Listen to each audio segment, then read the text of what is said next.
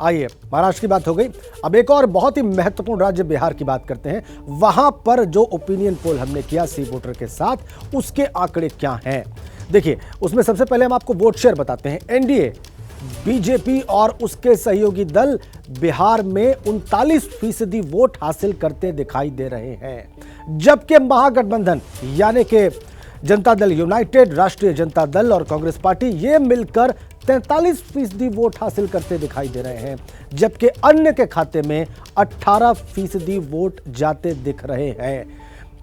अब हम आपको सीटों में इसका कन्वर्जन क्या हो रहा है वो बताते हैं। सीटें किसको कितनी मिलती दिखाई दे रही हैं।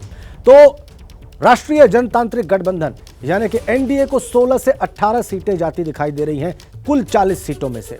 ऐसे ही महागठबंधन को 21 से 23 सीटें जाती दिखाई दे रही हैं और अन्य के खाते में 0 से 2 सीटें जा सकती हैं लोकसभा की कुल 40 सीटों में से।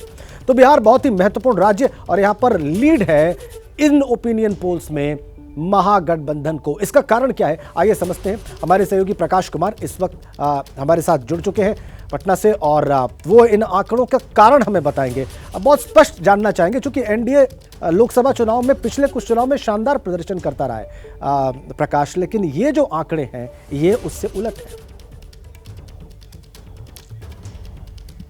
बिहार की राजनीति का जो तराजू है उसमें सबसे ज़्यादा अहम नीतीश कुमार का जो बटखरा है वो इम्पॉर्टेंट है, क्योंकि जिस तरफ वो रहते हैं उसका झुकाव जो है वो ज़्यादा हो जाता है।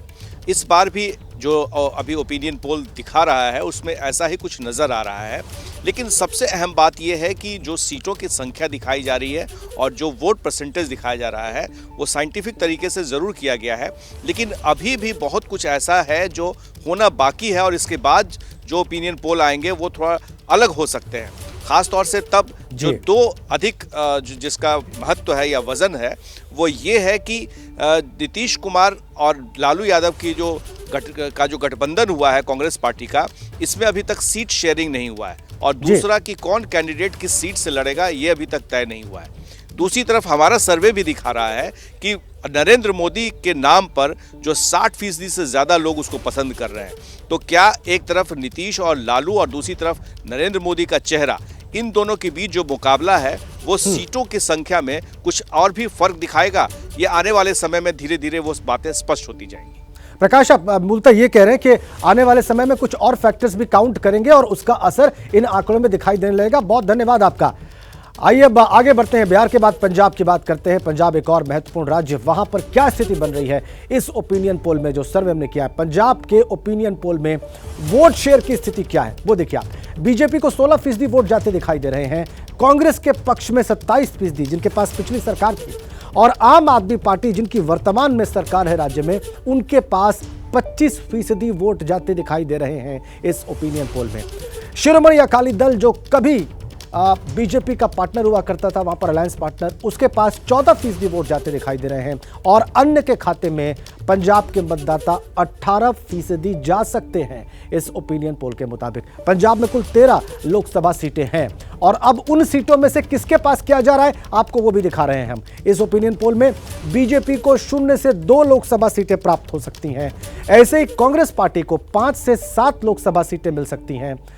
आम आदमी पार्टी को 4 से 6 लोकसभा सीटें मिल सकती हैं। बहुत यहां पर अच्छा मुकाबला कांग्रेस और आम आदमी पार्टी के बीच में, जबकि शिरोमणि अकाली दल के पास 0 से 2 सीटें जा सकती हैं पंजाब की और अन्य के खाते में कुछ भी जाता दिखाई नहीं दे रहा है। तो ये पंजाब की 13 लोकसभा सीटों का हाल है और इसमें कांग्रेस और आम आदमी पार्टी के बीच में मुकाबला होता दिख रहा है। वापस आपको स्टूडियो विवेक के पास ले चलते हैं। तो कांग्रेस को 5 से 7 सीटें मिलती हुई दिखाई दे रही है, लेकिन आम आदमी पार्टी का विधानसभा चुनाव में भी अच्छा प्रदर्शन रहा था। अब की बार भी समीकरण कैसे बदलने वाला है सचिन हमको समझाएंगे। सचिन, इसका असर कैसे पड़ेगा आम आदमी पार्टी जिस तरह से लीड कर रही है पंजाब में?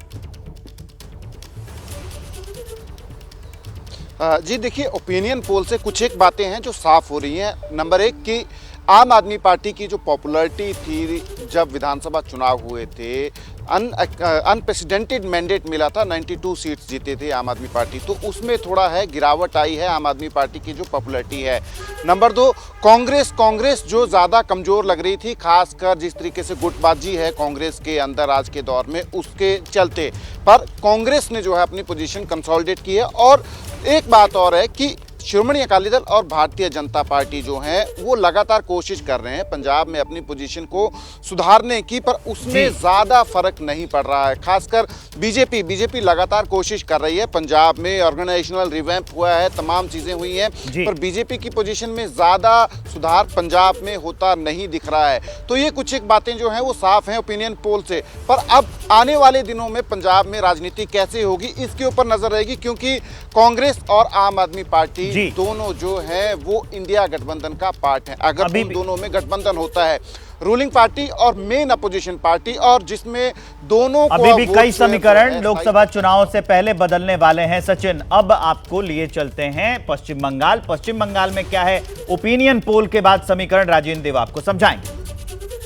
बिल्कुल विवेक, का पश्चिम बंगाल बहुत ही महत्वपूर्ण राज्य पूर्वी भारत का, और वहां पर किसको कितने सीटें जाते दिखाई दे रही हैं वो हम आपको बताने जा रहे हैं। इस ओपिनियन पोल के मुताबिक बीजेपी को 16 से 18 लोकसभा सीटें मिलती दिखाई दे रही हैं कुल 42 सीटों में से।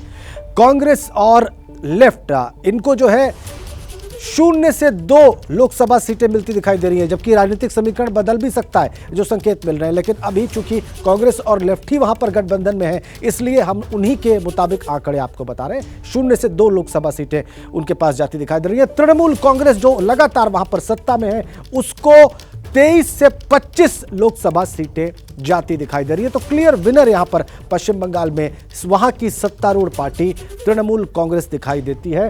अन्य के पास कोई भी लोकसभा सीट जाती दिखाई नहीं दे रही है। वापस विवेक के पास चलते हैं। लोकसभा चुनाव से 2.5 महीने पहले जो ओपिनियन पोल है उस हिसाब से लोकसभा चुनाव में भी टीएमसी को बढ़त मिलती हुई दिख रही है।